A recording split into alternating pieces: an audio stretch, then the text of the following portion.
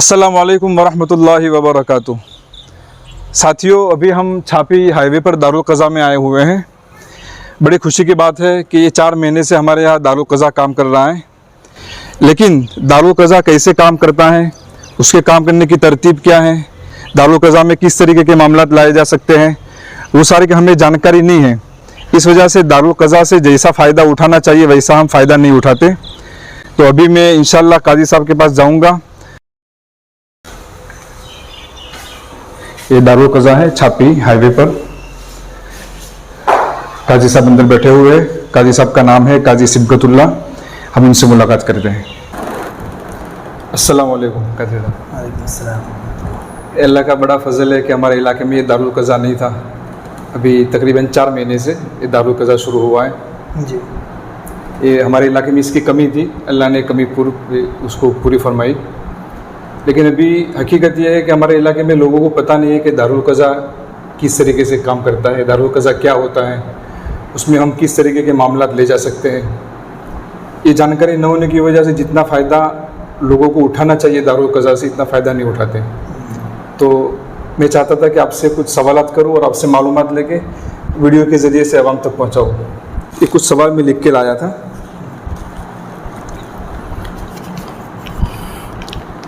उसमें एक सवाल ये है हज़रत कि दारुल क़ज़ा और दारुल इफ्ता में क्या फ़र्क है? बिस्मिल्लाहिर्रहमानिर्रहीम। देखिए, दारुल क़ज़ा और दारुल इफ्ता ये इस्लामी शरीयत के 2 अलग अलग बॉडीज़ हैं, यानी कि दोनों के अंदर मुख्तलिफ़ तरीक़े के काम होते हैं। जी, मसाइल का हल करना ही दोनों का मकसद है। लेकिन दारुल इफ्ता का और दारुल क़ज़ा के दरमियान में फ़र्क ये होगा कि दारुल इफ्ता ज़िम्मेदार नहीं होता है कि जिस शख्स ने सवाल किया है उस सवाल की तहक़ीक़ करे कि वो सवाल सही भी है या नहीं है। बराबर। लेकिन दारुल क़ज़ा का ये हक़ बनता है और ये ज़रूरी है कि जिसने सवाल किया है या जिसने किसी मसले को हल करने के लिए यहाँ दरख्वास्त दी है, हकीकत में उसका वो मसला है भी या नहीं है। जी। इसी वजह से दारुल क़ज़ा में गवाहों के ज़रिए से उसकी बात की तस्दीक करवाई जाती है फ़रीक़ की। बराबर। इसी तरीके से दारुल इफ्ता के अंदर सिर्फ़ एक आदमी आकर के अपने मसले का हल मालूम करके जा सकता है। जी। लेकिन दारुल क़ज़ा में जब तक दूसरा फ़रीक़ जी। हाजिर ना हो जाए और उसकी बात न सुन ली जाए, उस वक्त तक फ़ैसला नहीं दिया जाता है। बराबर। इसी तरीके से जो दारुल इफ्ता की तरफ से जो जवाब आता है उसको फ़िक़ही इस्तिलाह में जवाब कहते हैं। बराबर। और दारुल क़ज़ा की तरफ से जो जवाब आता है उसको फ़िक़ह की इस्तिलाह में फ़ैसला या ये कह लें कि शरई हल कहते हैं। जी जी। इसी तरीके से जो जवाब दारुल इफ्ता ने दिया है वो सवाल करने वाले के ऊपर ज़रूरी नहीं होता है कि वो उसको माने। बराबर। यानी एक आदमी आया, उसने सवाल किया जी। और उसका जवाब उसको मिल गया, अब ये उसके ऊपर है कि वो उस पर अमल करे या ना करे, बराबर। उसका ज़िम्मेदार नहीं है। लेकिन दारुल क़ज़ा के अंदर अगर किसी ने कोई सवाल दिया है, यानी अपने मसले के हल के लिए कोई दरख्वास्त दी है, तो जब उसका फ़ैसला हो जाए तो उस फ़ैसले के मुताबिक अपनी ज़िंदगी गुजारना और उस फ़ैसले पर अमल करना ज़रूरी होता है। बराबर। इस तरीके से और भी कई फ़र्क है दारुल इफ्ता और दारुल क़ज़ा में। जी। इंशाअल्लाह फिर तफसील से बात। उसमें एक बात ये भी है कि मुफ्ती तो कोई भी बन सकता है, लेकिन काजी कोई अपनी मर्ज़ी से नहीं बन सकता। जी, एक ये भी ज़रूरी है कि इफ्ता के लिए किसी ख़ास तनसीब की ज़रूरत नहीं पड़ती है कि, लेकिन काजी के लिए किसी वली का मुकर्रर करना ज़रूरी है। जी। जब तक कोई वली या मुसलमानों की एक जमात मिल कर के किसी शख्स को मुकर्रर ना करे दारुल क़ज़ा के उमूर पर, उस वक्त तक कोई शख्स काजी नहीं बन सकता। दूसरा सवाल ये हज़रत के दारुल क़ज़ा में किस तरीके के मामलात लाए जा सकते हैं? जी, ये बहुत अहम सवाल है। ख़ास तौर से हिंदुस्तान के हम तनाजुर में देखें तो हिंदुस्तान में 2 तरह के झगड़े और 2 तरह के मसाइल हल किए जाते हैं उमूमन कोर्ट के अंदर। एक होता है क्रिमिनल लॉ जी, और एक होता है सिविल लॉ। जी। क्रिमिनल लॉ के सिलसिले में हिंदुस्तान का कानून सबके लिए बराबर है, हर शहरी के लिए, बराबर। खा वो मुसलमान हो, हिंदू हो या किसी भी मज़हब का रहने वाला हो, सब के लिए ایک ہی قانون ہے. جیسے کسی نے چوری کر لی تو کسی بھی مذہب کا رہنے والا اس کو ایک ہی سزا ملے گی جو دستور کے میں لکھا ہوا ہے. جی. اسی طریقے سے کسی نے ڈکیتی کر لی, کسی کا قتل کر لیا, تو یہ جو کرمنل کیسز ہیں ان سب میں ایک ہی قانون ہے. لیکن سول جو کیسز ہیں یعنی کہ پرسنل لا جس کو کہتے ہیں, تو پرسنل لا کے سلسلے میں دستور ہند نے ہر مذہب کو آزادی دی ہے کہ وہ اپنے مسائل کو اپنے اعتبار سے اپنی کمیٹیوں کے پاس جا کر کے وہ اس کا حل نکال سکتے ہیں. اسی وجہ سے اسی پرسنل لا کی حفاظت کے لیے مسلم پرسنل لا بورڈ کا قیام عمل میں آیا ہے. برابر. اور جب مسلم پرسنل لا بورڈ کا قیام عمل میں آیا تو اس وقت سے ہی یہ کوششیں جاری تھی, بلکہ اس سے پہلے سے ہی ہندوستان میں دارالقضاء کا نظام شروع ہو چکا تھا. امارت شریعہ بہار, اڑیسہ, جھارکھنڈ کے ماتحت میں کئی سالوں سے دارالقضاء کا کام چل رہا تھا. پھر اس کے بعد جب یہ قانون آیا تو پھر مسلم پرسنل لا بورڈ کا قیام عمل میں آیا, اور پھر مسلم پرسنل لا بورڈ کے تحت پورے ہندوستان میں جگہ جگہ دارالقضاء کا قیام عمل میں آ رہا ہے. تو اس لیے دارالقضاء کے اندر صرف وہی معاملات لیے جاتے ہیں جو سول لا سے متعلق ہوں, لوگوں کے باہمی خاندانی جھگڑوں سے متعلق ہو. اب اس میں طلاق آیت ہے, عدت ہے, نفقہ ہے, اور اسی طریقے سے شوہر کی طرف سے اگر ہم یا مرد کی طرف سے اگر کوئی درخواست دینا چاہے تو وراثت سے متعلق, ہبہ سے متعلق, یا رخصتی زوجہ سے متعلق, اور اس طریقے سے حضانت سے متعلق, بچوں کی پرورش سے متعلق یہ مقدمات لیے جاتے ہیں. اور عورتوں کی طرف سے فسخ نکاح سے متعلق ہے, اگر وہ نکاح فسخ کرانا چاہتی ہے, شوہر طلاق نہیں دے رہا ہے تو اس کے لیے. اور اسی طریقے سے حضانت کے لیے بھی, پرورش کے لیے بھی دے سکتی ہے, وراثت کے لیے, ہبہ کے لیے, خلا کے لیے, اور حسن معاشرت, حسن معاملہ کے لیے دیتے ہیں. مطلب جو آسان لفظوں میں جو سرکاری گناہ سمجھتی ہے وہ تو ہم یہاں نہیں لیں گے, باقی جو آپسی لوگوں کے آپسی معاملات ہیں وہ سارے دارالقضاء میں حل کیے جاتے ہیں. تیسرا سوال یہ ہے قاضی صاحب کہ اگر کسی کو دارالقضاء میں اپنا معاملہ پیش کرنا ہو تو اس کی کیا ترتیب ہوتی ہے؟ جی, اس میں کافی الجھن ہوتی ہے. یہاں جو لوگ آتے ہیں بہتر ہے کہ اس کو بتا دیا جائے. دیکھیے, جو دارالقضاء میں آتے ہیں, بعض دفعہ دارالقضاء میں آتے ہیں مسئلے کو معلوم کرنے کے لیے کہ اگر ہم یہاں آئیں تو یا ہمارے ساتھ یہ مسئلہ ہو گیا, ہم کیا کریں. بعض دفعہ صورت ایسی رہتی ہے کہ ہم کو واپس کرنا پڑتا ہے, کیونکہ وہ اس نوعیت کا نہیں رہتا ہے, کیونکہ لوگوں کو معلومات نہیں ہے تو وہ آ جاتے ہیں معلوم کرنے کے لیے, تو ہم کو واپس کرنا پڑتا ہے. لیکن دارالفتہ سمجھ کے آتے ہیں. ہاں, دارالفتہ سمجھ کے, یا کوئی یہاں کی کمیٹی کا نظام ہے وہ سمجھ کر کے آتے ہیں. تو چونکہ ہر طرح کے مسئلے حل نہیں ہوتے ہیں تو بعض دفعہ ان کو واپس کر دیا جاتا ہے. تو ہمیں ابھی آپ کے سامنے بتا دیا ہم نے کہ کس طرح کے ہم مسائل لیتے ہیں یہاں پر. باقی جو آئے ہیں اگر وہ ان کا مسئلہ ابھی جو بتائے گئے مسائل ہے ان سے متعلق ہے تو سب سے پہلی چیز یہ ہے کہ فریق یعنی جس کا مسئلہ ہے وہ خود آئے. برابر. اس کا آنا ضروری ہے. اسی طریقے سے اس کا آدھار کارڈ, برابر, اس کے زیروکس, اسی طرح کم از کم 3 فوٹو ساتھ میں ہونا چاہیے. برابر. یہ چیزیں ہوں. اور یہاں سے ایک فارم دیا جاتا ہے سب سے پہلے, برابر, جس کو درخواست فارم یا ایک کہنے کے مقدمہ دائر کرنے کے لیے جو پہلی تحریر ہوتی ہے ان کی طرف سے وہ اس میں پر کی جاتی ہے. برابر.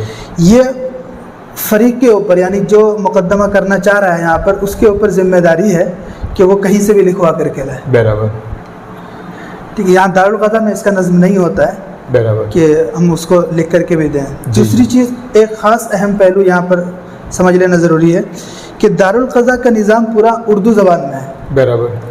تو حتی الامکان ہم یہ کوشش یہی کرتے ہیں کہ جو درخواست لی جائے وہ اردو زبان میں لی جائے. برابر. لیکن اگر کسی کو فریق ہے یا فریق کے ساتھ جو لوگ آئے ہیں کسی کو بھی اردو نہیں آتی ہے تو پھر ہم دیکھتے ہیں کہ انگریزی رومن میں یا پھر آخری حد میں گجراتی میں بھی لیتے ہیں. برابر. اس کے بعد معاملہ حل ہونے یہاں داخل ہونے کے بعد جو جن کے خلاف انہوں نے مقدمہ کیا ہے ان کو نوٹس دی جاتی ہے برابر. اور تقریباً اس میں 15 دن کا وقفہ رہتا ہے کہ برابر. 15 دن کا وقت دیا جاتا ہے کہ 15 دن کے اندر اندر وہ اپنا جواب داخل کرے تحریری طور پر. جی جی اور ان کے لیے بھی ضروری ہے کہ وہ تحریری طور پر اپنا جواب دیں برابر. جو فریق دوم ہے.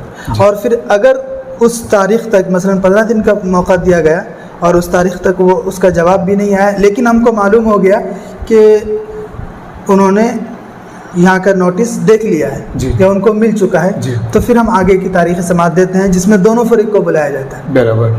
پھر یہاں پر ہم دونوں کو بلا کر کے دونوں سے بات کرتے ہیں, دونوں کی باتیں سنتے ہیں جی اور حتی الامکان کوشش پہلی یہی رہتی ہے کہ صلح ہو جائے. برابر. اگر صلح نہ ہو تو پھر آگے کی کارروائی شروع ہوتی ہے. برابر. یہ ترتیب رہتی ہے. دیکھیے آپ آئندہ جو سوالات تھے سارے کے جواب آ گئے لیکن پھر بھی میں جی عرضی داخل کرنے والے کے لیے کیا یہ ضروری ہے کہ وہ فریق کو لے کر آوے جو مدی مقابل ہے؟ وہ آپ نے بتا دیا کہ ضروری نہیں, وہ اکیلا بھی آ سکتا ہے. جی وہ اکیلا بھی آ سکتا ہے. ایک مسئلہ ہے وراثت کا مسئلہ. جی وراثت چونکہ مالی معاملہ ہے یا ہبہ کا معاملہ ہو یا وصیت کا معاملہ ہے تو یہ جو مالی معاملات ہیں جی مالی معاملات میں دارالقضاء کا نظم اور یہاں کا قانون یہ ہے کہ ہم اس وقت تک فیصلہ نہیں کرتے ہیں جب تک کہ دوسرا فریق راضی نہ ہو اس میں. جی جی تو اگر دوسرا فریق دارالقضاء نہیں آتا ہے جی یا یہ کہ وہ کہتا ہے کہ میں اس فیصلے کو نہیں مانوں گا تو پھر یہاں سے معاملہ خارج کر دیا جاتا ہے. برابر. مالی معاملات میں جی جی. یہ صورت رہتی ہے. تو مالی معاملات میں دوسرے فریق کا بھی راضی ہونا ضروری ہے کہ ہم ٹھیک ہے دارالقضاء سے جو بھی معاملہ ہوگا ہم اس کے لیے جو بھی فیصلہ ہوگا ہم اس کے لیے جی تیار جی. ہیں. یہ ضروری ہے. مطلب وہ جو دوسرا فریق ہے اس کو تو بعد میں بھی بلایا جا ہاں سکتا اس ہے کو بعد میں بھی بلایا جا لیکن سکتا ہے. جب عرضی داخل کرنی ہو تو اس وقت ضروری نہیں. جی اس وقت وہ اکیلا آدمی بھی آ سکتا ہے. جی پھر جو معاملہ یہاں پیش ہوتا ہے اس پر کس طریقے سے کارروائی ہوتی ہے وہ بھی آپ نے بتا دیا کہ اس کو نوٹس بھیجی جاتی ہے, پھر صلح کی کوشش کی جاتی ہے, پھر آئندہ جیسا معاملہ ہوتا ہے اسی کے حساب سے آگے بڑھتے ہیں. جی آخر میں فیصلے کی وقت پھر یہاں پر چونکہ دارالقضاء ابھی نیا نیا کھلا ہے جی اور ہمارے اوپر بھی کئی لوگ ہیں جی اور جیسے کہ ممبئی میں ہے جو پرانے مرکزی دارالقضاء ہے. جی جی اگر کوئی فیصلہ ایسا رہتا ہے کوئی مسئلہ زیادہ سنگین ہوتا ہے تو ہم ایسا بھی کرتے ہیں کہ اس کو اوپر کے دارالقضاء میں جا کر کے مسئلہ حل کرنے کی کوشش کرتے ہیں. برابر. ابھی مولانا نے بتایا کہ ایسا بھی ہوتا ہے کہ لوگ یہاں آنے سے پہلے اہمیت نہیں دیتے کہ پتہ نہیں وہاں جائیں گے تو کس طریقے سے کام ہوگا, تسلی ہوگی یا نہیں, لیکن یہاں آنے کے بعد ان کو پتہ چلا کہ بڑے اصولوں سے کام ہوتا ہے, تسلی بخش کام ہوتا ہے. ایسا تاثر کس نے دیا؟ جی الحمدللہ ایسا 3 یا 4 معاملات میں ایسا ہوا ہے کہ جو آئے تھے وہ یہ سوچ کر کہ یہاں سے کیا ہوگا, کچھ جی نہیں جی. ہوگا, اور جب یہاں سے فیصلہ ہوا اور تقریباً 9 بجے سے لے کر کے 3 بجے تک 5-5 4-4 گھنٹے مسلسل بیٹھ کر کے ان سے گفتگو ہوئی اور آخر میں جب فیصلہ ہوا تو دونوں فریق بہت خوش ہوئے. برابر. یعنی جو حق طلب کرتا ہے ان کے لیے وہ یہاں سے مطمئن ہو کر ہی جائیں گے انشاءاللہ. میں نے بعض مضامین میں پڑھا تھا کہ بعض علاقوں میں, بہار کے بعض علاقوں میں دارالقضاء لوگوں کا اتنا عام رجوع ہے کہ لوگ کورٹ میں جاتے ہی نہیں.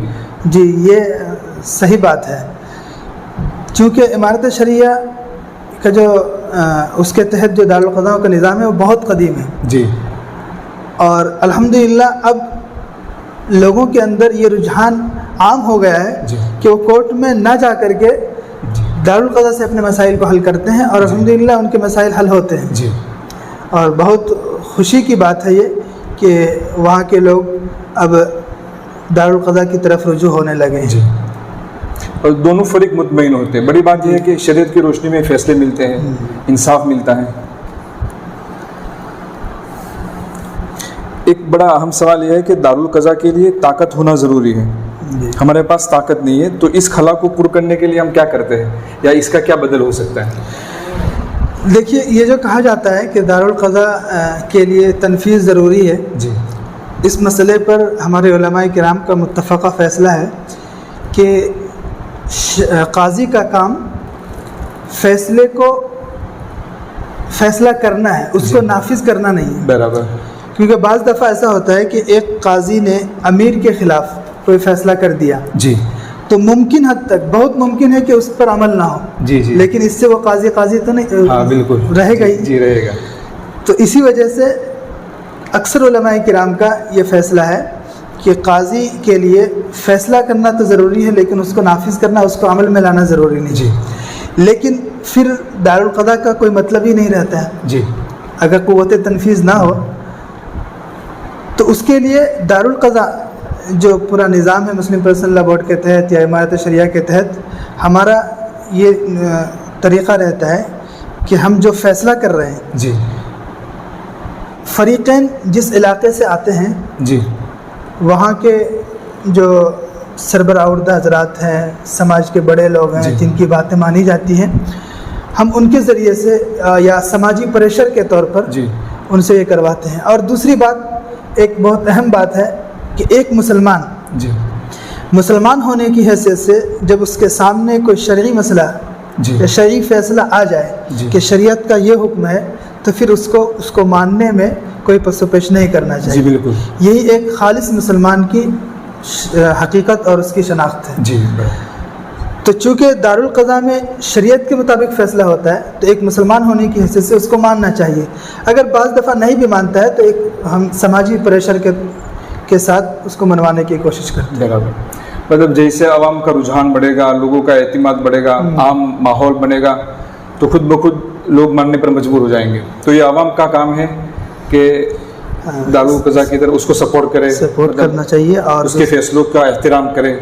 یہ عوام جتنا احترام کرے گی تو انشاءاللہ آپسی معاملات میں فیصلے بھی ان کو شریعت کے مطابق ملیں گے، اور ان کو جو بھی انصاف ملے گا وہ شریعت کی روشنی میں۔ ایک مسلمان ہونے کی حیثیت سے ہر مسلمان کی ذمہ داری ہے کہ وہ شریعت کے مطابق اپنی زندگی گزارنے کی جی کوشش بالکل، کرے، اور جہاں تک ہو سکے اپنی زندگی کے ہر پہلو کو، ہر عمل میں یہ جانچنے کی کوشش کرے کہ کیا میں جو کام کر رہا ہوں یا میں جو کام کرنے جا رہا ہوں وہ شریعت کے مطابق ہے یا نہیں ہے۔ جی اور اس کے لیے وہ دارالفتہ سے بھی رجوع کر سکتے ہیں، دارالقضا سے بھی رجوع کر سکتے ہیں، اور جب شرعی مسئلہ ان کو معلوم ہو جائے تو پھر ان کی ذمہ داری یہی ہے کہ وہ اس کے مطابق اپنی زندگی گزاریں۔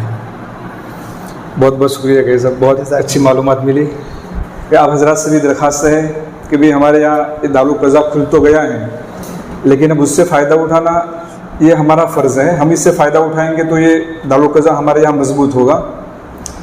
ہمارے آپسی معاملات ہے، آپسی اختلافات ہے، ان کو ہم دارالقضا میں لے کر آنے کی کوشش کریں، اور یہاں سے جو بھی ہمیں فیصلہ ملے ہم اسی کے مطابق اس کو قبول کرنے کی کوشش کریں۔